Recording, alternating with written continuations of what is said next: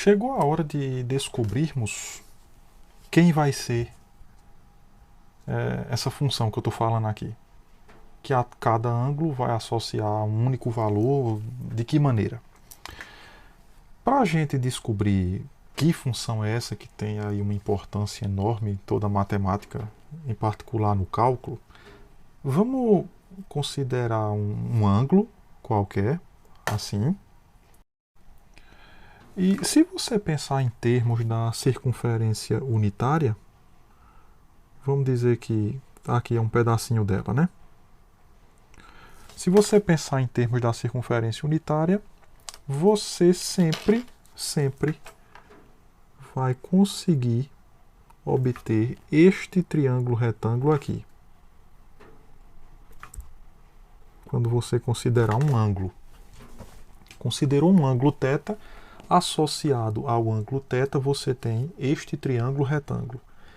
E este triângulo retângulo, ele tem umas medidas interessantes. Se eu chamar esse θ de um θ1, então aqui você tem um número que é chamado de H1. Aqui tu tem outro que eu vou chamar de A1. E aqui tu tem outro que eu vou chamar de B1. Esse é o conhecido como hipotenusa desse triângulo. E esses aqui são cateto oposto e cateto adjacente. Então, se você vem aqui e marca um ângulo θ1, você pode associar ao ângulo θ1 este número aqui, que eu vou chamar de A1 dividido por H1. Mas assim, se a circunferência for unitária, H1 é o raio da circunferência. Então isso dá somente o A1. Então veja que a θ1 eu vou associar este cateto oposto a 1. Mas aí você vem aqui e considera um outro θ. Vamos considerar outro ângulo θ. Um θ2, que eu tive o cuidado de tentar fazer um pouco maior do que esse para você perceber que eu estou pegando um diferente. Aí você tem este triângulo retângulo bem aqui. Você tem esse triângulo retângulo. Ele tem sua hipotenusa, que eu vou chamar de H2. O cateto oposto eu vou chamar de A2. E aqui eu vou chamar de B2. Então, associado a θ2, vamos colocar o cateto oposto sobre a hipotenusa. Como a hipotenusa é o raio, então fica somente o A2. Então veja que para esse ângulo θ1 eu associei um único número A1. Para θ2 associei outro, que também é único. Então você está criando uma função aqui. Você está criando uma função. É claro que nós temos uma limitação. É que esse θ que a gente está escolhendo, como eu estou dentro sempre de um triângulo retângulo, esse θ acaba que a variação dele é só de 0 até π sobre 2. Não pode nem ser π sobre 2, tem que ser menor. Ele é um ângulo agudo. Então seria bom que a gente generalizasse isso para criar uma função, claro, definida para todos os reais. Então considere o círculo unitário e aí você vem aqui num determinado local, considera um ângulo θ e você considera este triângulo retângulo bem aqui. Esse ponto, como é um ponto do plano cartesiano, vamos dizer que é um ponto P de xy. Então significa que esta medida aqui de baixo é x, correspondente à medida da abscissa x, e essa lateral aqui é um y, correspondente aí à ordenada y que está aqui, né?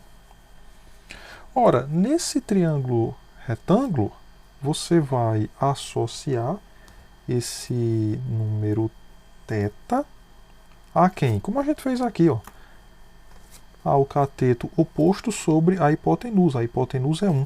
Então você vai associar o θ ao y. Para cada θ você vai fazer corresponder o y. Esse y, veja, se você pegar um outro θ, vou pegar aqui de outra cor, aqui, né? Ó. Agora eu vou generalizar essa ideia, né? Então, se você pega esse θ bem aqui, ó, aí você tem a mesma coisa. Porque você monta este triângulozinho, ó. Você monta este triângulozinho, só que aí tem um detalhe. A esse θ, você tem esse daqui, né? Então, a esse θ você vai fazer corresponder. Aqui é 1, do mesmo jeito, aqui seria um y e aqui seria um x. Então, a esse outro θ', né? Você vai fazer corresponder quem? O cateto oposto desse ângulo interno aqui, que seria esse outro y. Vamos botar aqui um y' e um x' aqui, né? Ficaria assim. Você pode fazer isso para qualquer θ. Para cada θ você está associando um único número que está sendo dado pela ordenada desse ponto. Aqui tu tem um θ, a esse θ tu está associando a ordenada desse ponto. Essa ideia veio desses triângulos aqui. Aí esse y, θ, tu está fazendo corresponder um y, e esse y é um f de θ, né? É um f de θ. Mas vamos dar um nome especial para esse f de θ. Esse y vamos chamar de seno de θ. Então você acabou de criar a primeira função trigonométrica, que é a função y igual a f de θ igual a seno de θ. É dado por essa ordenada aqui. E esse θ pode ser qualquer número real, que está sendo medido em radianos. Assim, vamos considerar agora as outras funções trigonométricas básicas. Então, nós definimos as funções trigonométricas em termos das coordenadas do ponto P de x, y por, veja, a função trigonométrica vai ser o que eu vou associar a esse ângulo θ. Então, a primeira que você define é o seno de θ, que é dado por y, como a gente já viu aqui, né? Sobre o raio. Só que o raio é 1, então o seno de θ vai ser y. Simplesmente essa medida daqui.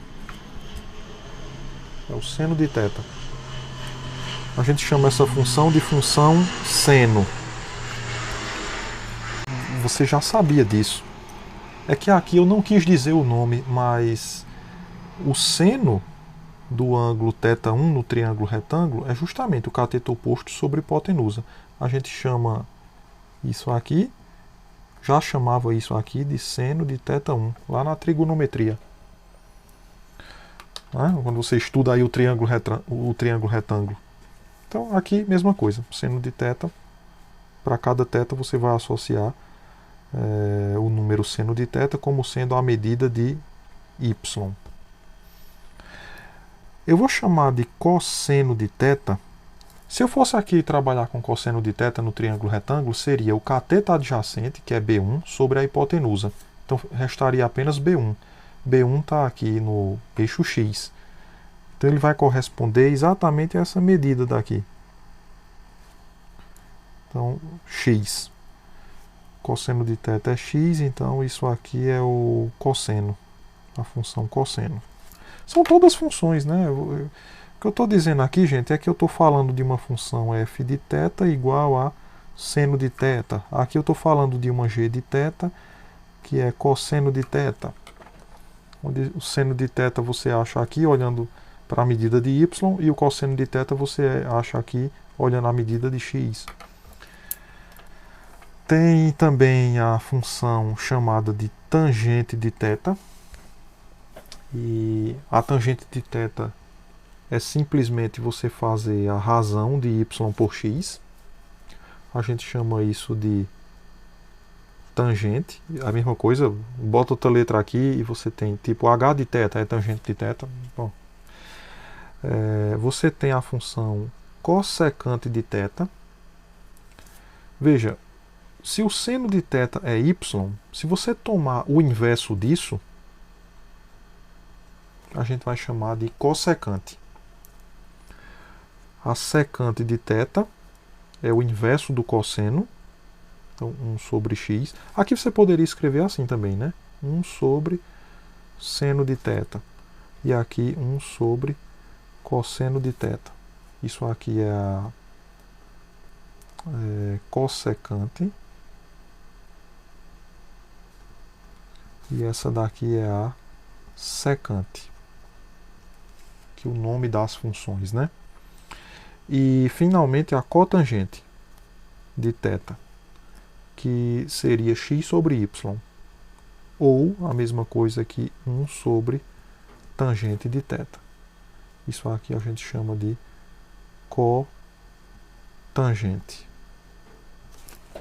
Essas são as 6 funções trigonométricas básicas que a gente usa o tempo inteiro no cálculo 1.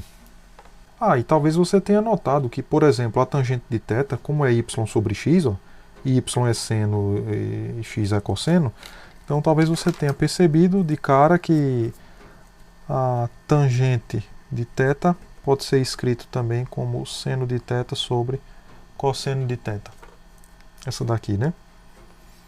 E essa daqui você pode escrever a cotangente como sendo cotangente de θ como sendo o cosseno de θ sobre o seno de θ. E uma vez que a gente já sabe o que é que são as funções trigonométricas, nós podemos determinar os valores exatos das funções trigonométricas para alguns ângulos. Para alguns ângulos dá para saber.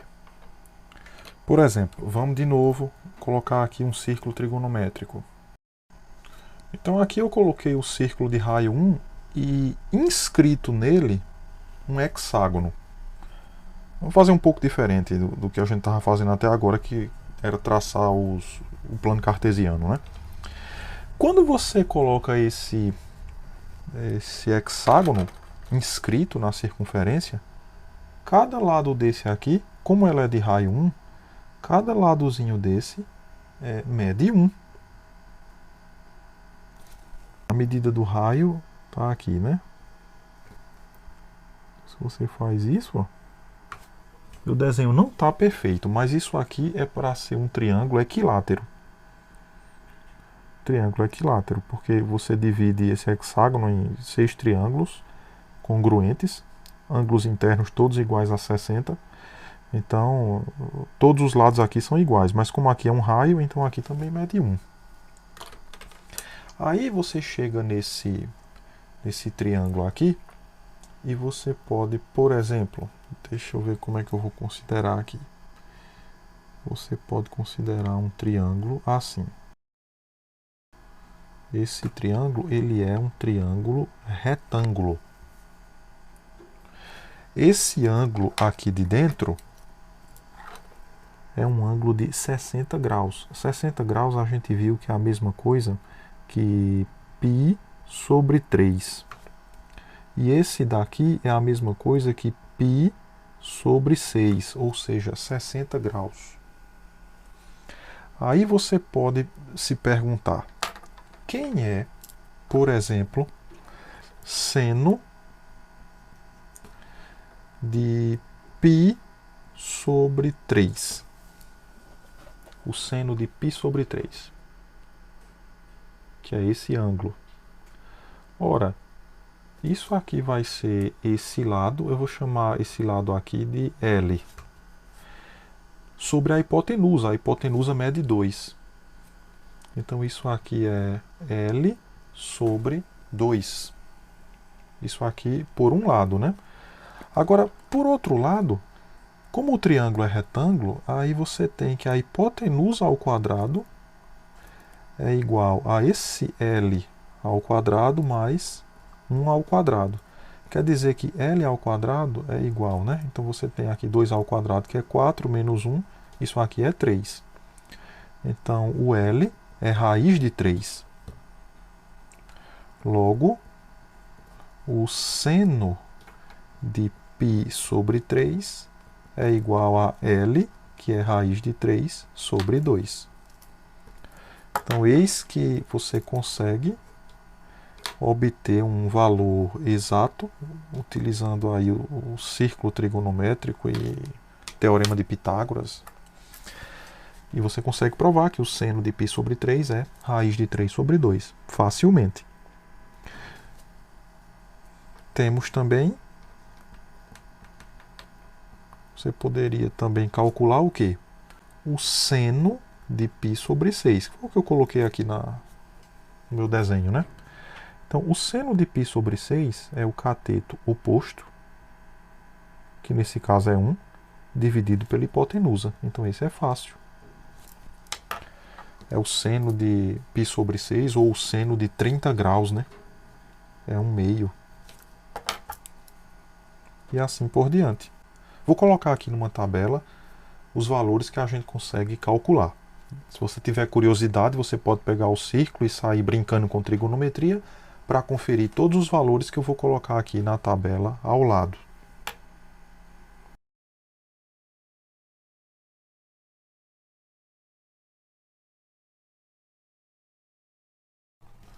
Agora, se você quiser representar o seno de π sobre 3, o seno de π sobre 6, qualquer um desses no círculo trigonométrico, então como é que vai funcionar isso? Por exemplo, o seno de π sobre 3, a gente viu que é raiz de 3 sobre 2, e que o seno é dado pela ordenada desse pontinho aqui. Então, esse pontinho, ele tem uma ordenada, e a ordenada dele aqui, ó, vai ser raiz de 3 sobre 2. Significa que quando você considerar esse triângulozinho aqui, esse lado mede raiz de 3 sobre 2. Se você pode fazer a mesma coisa aqui com o seno de π sobre 6, que é 1/2, né? Por exemplo, o cosseno. Vamos pensar aqui no cosseno de π sobre 3. Cosseno de π... Está aqui, a gente pode ver facilmente, ó. Cosseno de π sobre 3. O cosseno é o cateto adjacente, que nesse caso é 1, dividido pela hipotenusa. A hipotenusa é 2. Então, o cosseno de π sobre 3 é 1/2. Significa que essa medida aqui embaixo, é 1/2. Ou seja, essa abscissa é 1/2. Essa ordenada, por sua vez, é raiz de 3 sobre 2. Então, esse pontinho tem coordenadas, ó, abscissa 1/2 e ordenada raiz de 3 sobre 2. Então, você pode representar geometricamente no círculo trigonométrico o seno de π sobre 3, ou cosseno de π sobre 3, qualquer um deles. Sempre que você tem assim um ângulo, por exemplo, π sobre 3, as coordenadas desse ponto, né, a abscissa, vai representar o cosseno desse ângulo, e aqui você tem a ordenada. Deixa eu puxar para cá para você ver, ó. Certo? Você vai ter sempre aqui, primeiro, o cosseno de π sobre 3 e depois o seno de π sobre 3. Esse pontinho tem essas coordenadas. O cosseno é 1/2 e o seno é raiz de 3 sobre 2. Agora, e se o teu ângulo for como esse? Eu coloquei aqui nessa figura. Ele está no segundo quadrante. Aí o que é que a gente faz? Veja. Primeiro você vai descobrir quem é o 2π sobre 3. Ora, 2π sobre 3, tem várias maneiras de você ver isso. Por exemplo, 2π sobre 3 é 2/3 de π. Π é metade da circunferência. Então eu estou falando que isso aqui é 2/3 de 180. Você pode escrever dessa forma. 180 por 3 dá 60, vezes 2, 120. Então, na verdade, o 2π sobre 3 em radianos, né? Radianos, eu posso dizer que é igual a 120 graus. E você sabe que nesse pontinho aqui, você sabe que aqui, ó, é π sobre 2. Ou seja, 90 graus. Então daqui para cá você andou 30. Esse pedacinho aqui. Certo? Ora, então se você considera esse ponto simétrico aqui, veja, se aqui é 30, aqui é 60. Aqui mesma coisa, né? Você tem 30 para cá, 60 para cá. Então esses dois pontos, eles são simétricos em relação ao eixo Y. E você já sabe que esse ângulo roxo aqui é π sobre 3.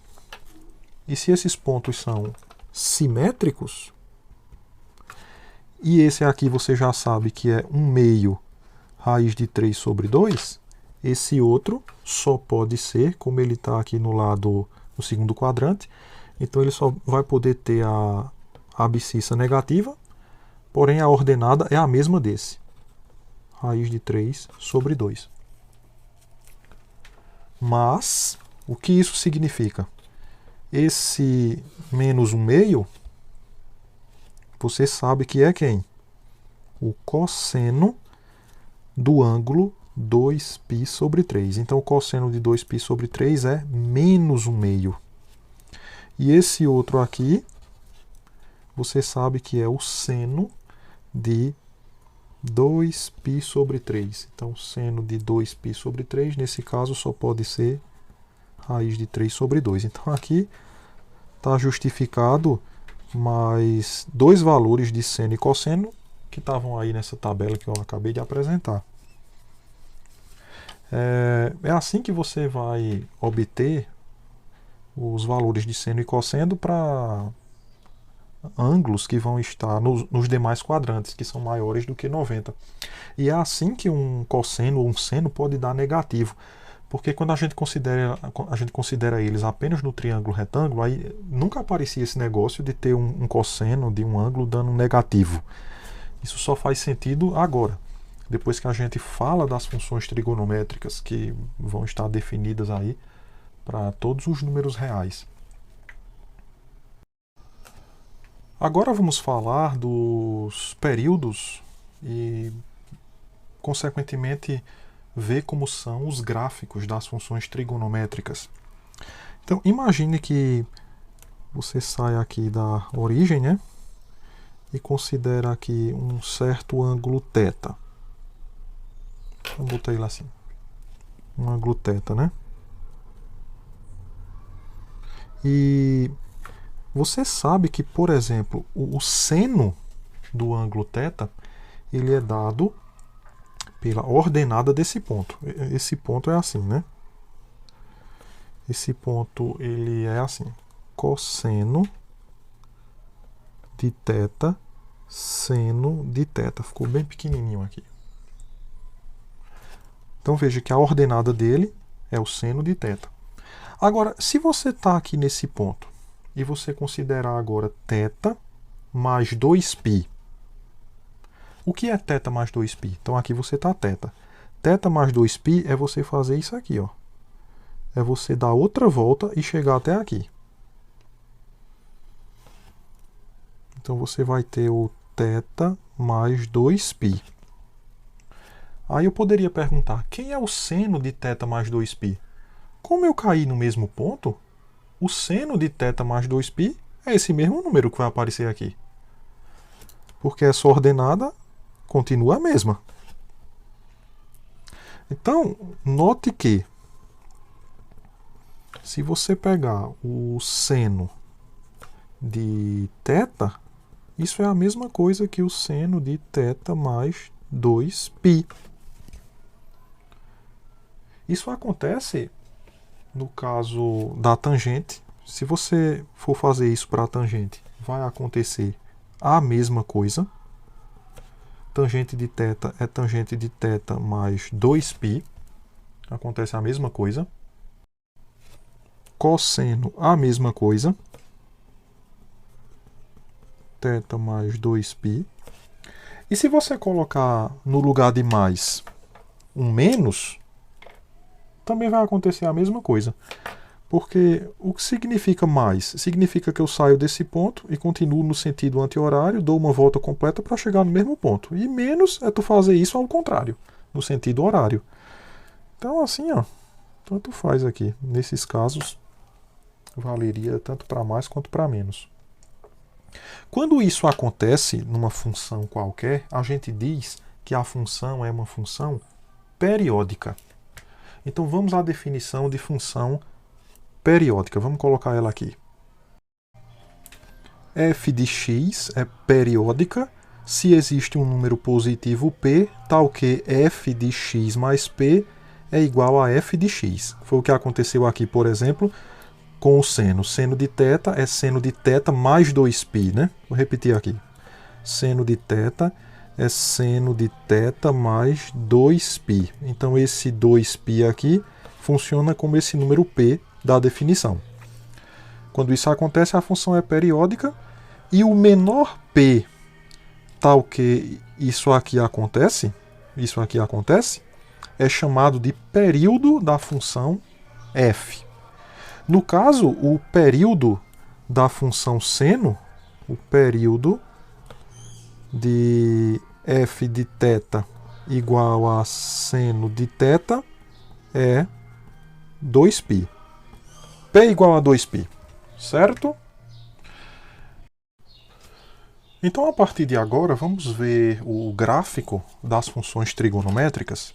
Nós vamos, no lugar desse θ, vamos começar a falar de x no lugar de θ. Você pode colocar y igual a seno de x, y igual a cosseno de x, y igual a tangente de x, y igual a cossecante de x, y igual a secante de x e y igual a cotangente de x. Porque quando a gente está falando de funções aqui, temos usado esse padrão. Y igual a f de x. Então, troque o x por θ, está tudo certo, é número real e não vai ter problema nenhum em fazer isso. Acompanhe comigo agora o gráfico da função seno. O seno é assim.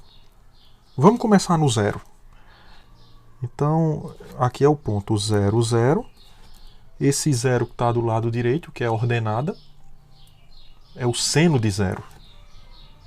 Aí, se você sobe aqui um pouquinho, né, você está considerando aqui um ângulo um pouco maior do que zero, você vai olhar para a sua ordenada e a sua ordenada aumenta. Esse pedacinho aqui. Se você continuar subindo esse ângulo, você vem aqui para cima, a sua ordenada aumenta ainda mais. Ela vem para cá, né? Ela vem para cá. Se você tiver nesse pontinho, ou seja, se você tiver com esse ângulo. Vá acompanhando aqui do lado comigo, né?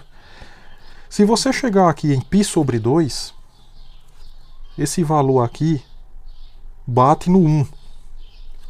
Sabe que o círculo é unitário, então aqui tu tá com um raio. Então você chegou no valor 1, e à medida que o ponto se desloca para cá, ó, você vem caminhando para cá, esses valores começam a cair novamente. O valor do seno, né? E se você for descendo, quando você chegar aqui, o valor do seno, mais uma vez, atinge o zero. Agora, se você continuar com esse ângulo descendo para cá, você vai começar a ter valores negativos do seno. Ó. Você está batendo aqui nessa ordenada aqui. Negativa. E se você continuar esse processo, você chega aqui no 3π sobre 2 e esse valor que você atinge aqui embaixo é menos 1. No plano cartesiano, porque o raio da circunferência é 1. E tudo isso está aí, sendo construído aqui do lado, né? E se você continuar subindo para cá, Agora ele começa a voltar o valor do seno, até quando você chegar aqui. Aqui era 0, né? Quando você chegar aqui em 2π, nesse pontinho, né? Ele dá 0 novamente. Então você tem aqui do lado o gráfico da função seno. Eu poderia continuar. Se aqui é 2π, ó, aqui é 2π. Se você continuar, por exemplo, der mais meia volta, você cai aqui em 3π. E o gráfico da função seno continua. Se você der outra volta, você bate aqui e chega no 4π. E tudo que a gente fez para o lado direito poderia ter sido feito para o lado esquerdo. E aí você tem esse gráfico da função seno. Você observa como o gráfico ele tem um formato que se repete no intervalo de comprimento 2π. Se você olhar aí o gráfico de 0 a 2π, ele tem um aspecto, e se você olhar de 2π para 4π, ele tem o mesmo aspecto. Uma função periódica, ela tem essa característica. E daí você pode analisar o gráfico. O domínio claramente é todos os reais. A imagem a gente vê que é o intervalo de -1 até 1, e o período é 2π para a função seno. Só vou fazer aqui para a função seno, os demais gráficos eu vou mostrando aqui um por um de cada função trigonométrica dessa. São 6, né? Então, eis os gráficos aqui para vocês.